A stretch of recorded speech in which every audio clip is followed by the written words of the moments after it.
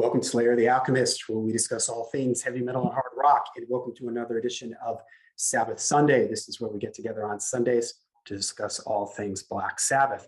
And for today's topic, we are going to give you some of our first impressions and talk a little bit about the new Ozzy Osbourne single that just came out, Patient Number 9. It's going to be the title of his new album. It just dropped about a week ago as of the making of this video. Comes around pretty quickly from Ozzy's last record. Ordinary Man came out in 2020. Here we are two years later, and Ozzy's going to be dropping an album in September, I think is when it's supposed to. September 9th, 8th or 9th, I think, is the exact date. Yeah, so the beginning of September for the new Ozzy record. Which again is a surprise because in this day and age, it seems like it takes everybody 5-7 years to make a record. It was 10 years between Scream and Ordinary Man. Scream was 2010, Ordinary Man was 2020. So to have one turn around this quickly, it's a pleasant surprise. So Darin, what are your initial thoughts on hearing the new single from Ozzy? Well, I tuned in for the premiere last Thursday. I was driving home, and 11:45 on Sirius, Ozzy's Boneyard, they had the premiere. So I listened to it with no distractions, and there's things I liked about it. There's things that I wasn't crazy about, but overall, I thought it was pretty cool. It kind of it surprised me a little bit. It's more of a straightforward rock song, I guess you could say. A lot of the material on Ordinary Man seemed to have some sort of autobiographical vibe to it.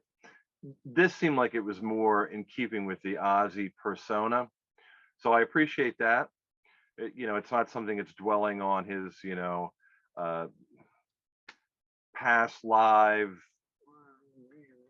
ordeals or anything that Ordinary Man seemed to tap into. So that was cool. The lyrical content of what I could hear, and I've since read the lyrics, give me a Diary of a Madman kind of feeling. It's about and what seems to be an insane asylum or mental ward. So that's kind of cool. That kind of harkens back to early 80s Ozzy. So I appreciate that. Some of the things I don't really care for, it's overproduced, but I wasn't surprised by that. I knew that Andrew Watt was at the production helm again, and I figured it would sound similar to Ordinary Man, and it does. So I'm not crazy about that. It's a little overproduced. Some of the melodies, I'd say 50-50. There's the pre-chorus I don't really care for, but the chorus is strong. I like it. I think Ozzy's voice sounds good. It's a good melody. I don't know who's writing the material for Ozzy these days. The songwriting on this particular song is credited to, actually the first person that gets credit is Chad Smith, and then Ozzy, then Robert Trujillo, Andrew Watt, Wattman, I guess is his full name, and Al Taposi, I think. Printing is so small here I can barely make it out, but Chad Smith gets first dibs on the songwriting credit, which is kind of unusual. But whoever it is writing music for Ozzy is it's got him down to, I think, a place where he's in his comfort zone, and that's cool because when he's in his comfort zone, he tends to perform well, and he does on this song. I wasn't blown away, but it's cool, and I look forward to hearing more. If I had to give it a rating and I had to score it, I guess I'd give it like a 7 out of 10, which isn't bad. It's not great, but it's not bad. So that's where I am with it.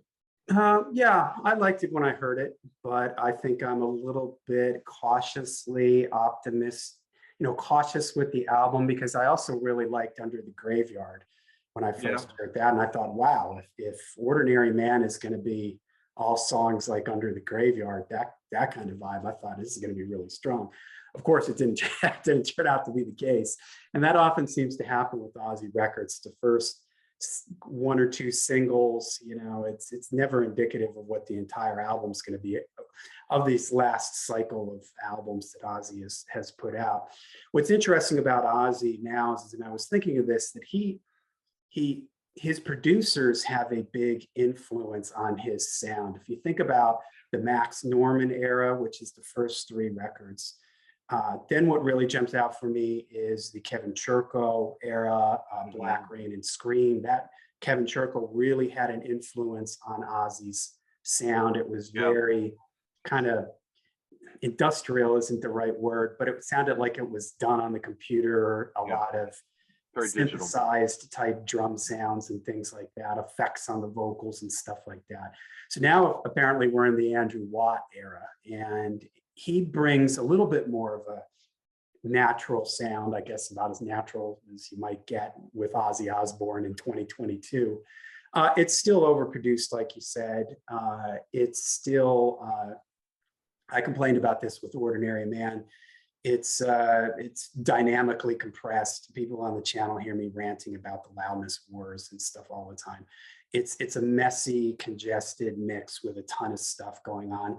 It still sounds okay. It's still fun. I like the intro, gave me a little bit of an Alice Cooper vibe. Yeah. Like they were doing the different voices and stuff like that. That made me think of Alice Cooper.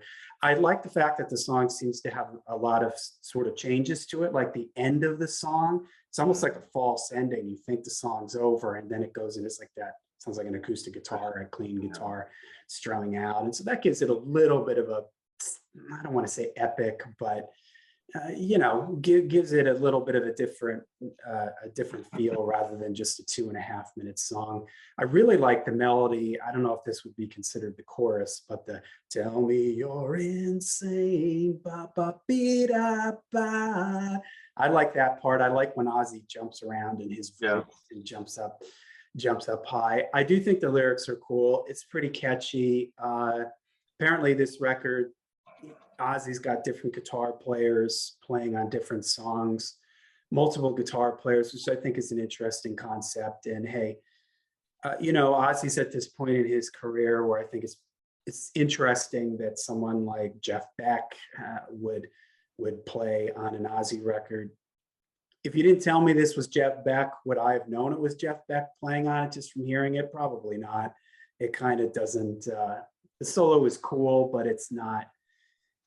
I guess I was expecting a little bit more. I don't know. I don't know what I was expecting when I heard that Jeff Beck was on it. Of course, I'm most interested in these Tony Iommi songs. I'm really looking forward to hearing what those are all about. Interestingly, the writing credits. You mentioned the writing credits. I've been listening to it on Apple Music, and I stream it through my TV, and it shows the lyrics. And when it gets to the end, it gives the songwriting credits. And it lists whoever that name that we didn't recognize. Is it Tom or something? Whatever the one name was. Ali, maybe? Yeah, Ali, whatever. It lists him first, then Andrew Watt, then Chad Smith, then Robert Trujillo. So I don't know if that means anything, the order that these names are put in, who knows.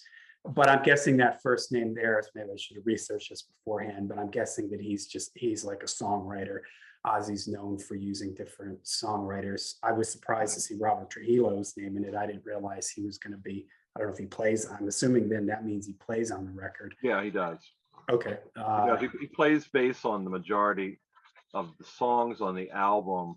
Duff McKagan plays on the remainder of the songs, and I think so that what that breaks down to is that Duff plays on 3 songs, and I think there's 11 songs, and Robert Trujillo plays on the rest. So okay. And Chad Smith is on drums for everything? Yes. Okay. Yeah, so overall, to sum it up, liked it.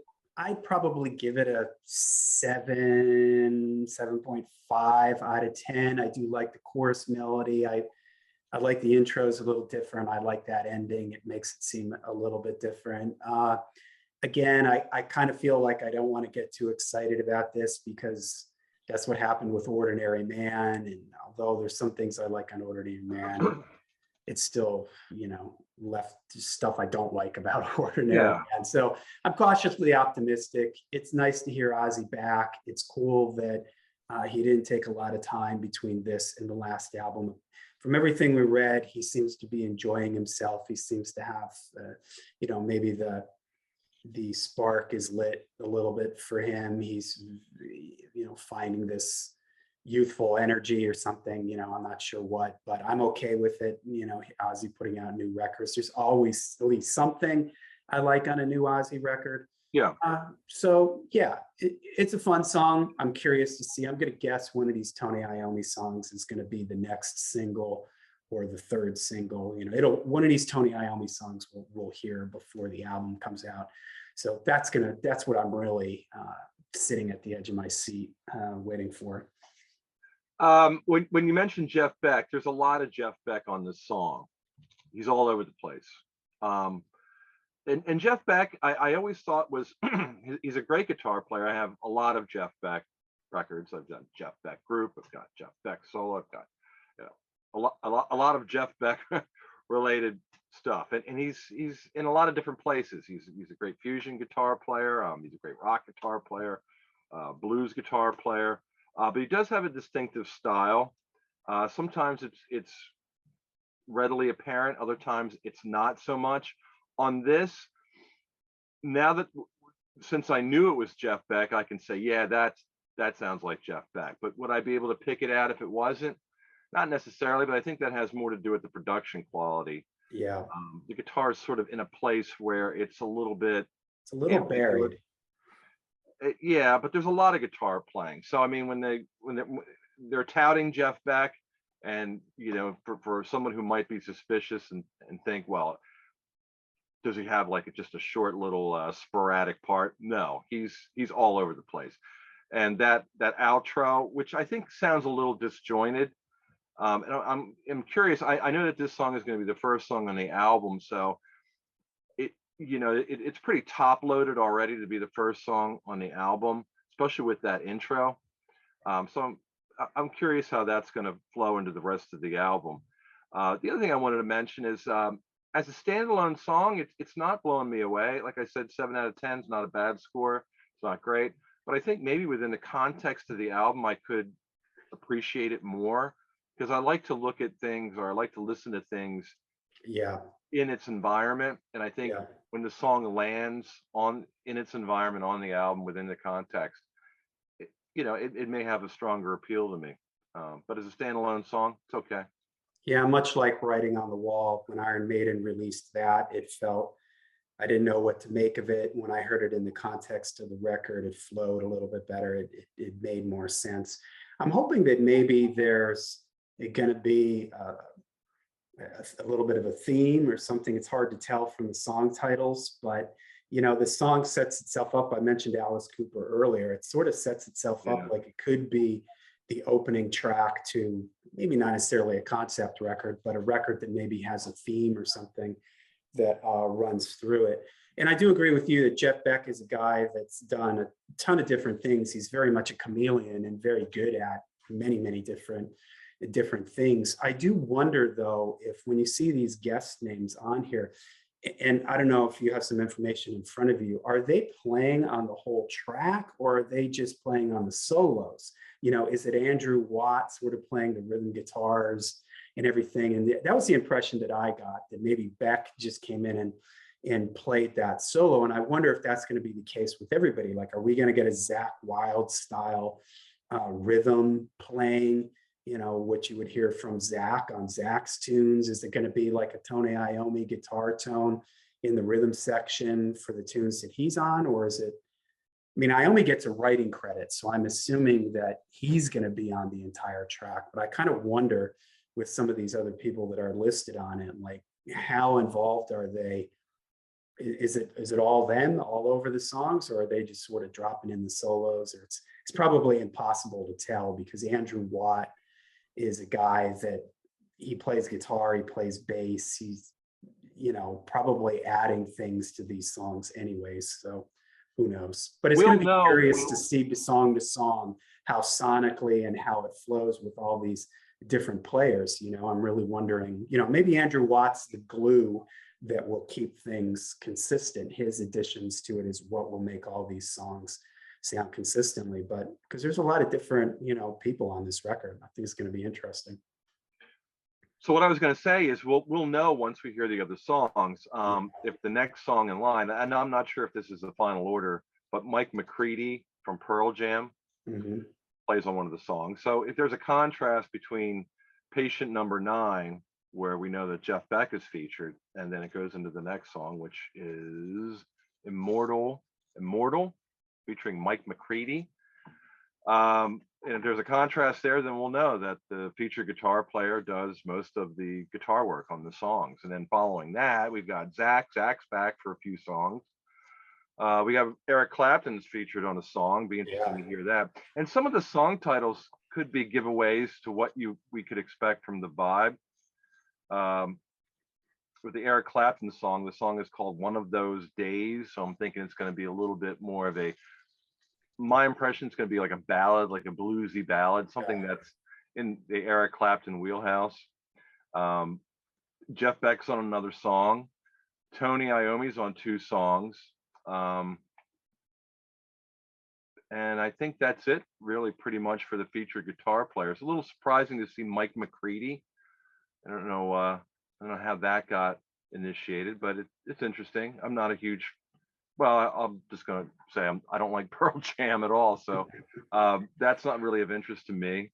I always thought that the guitar playing in Pearl Jam was pretty innocuous, pretty antiseptic.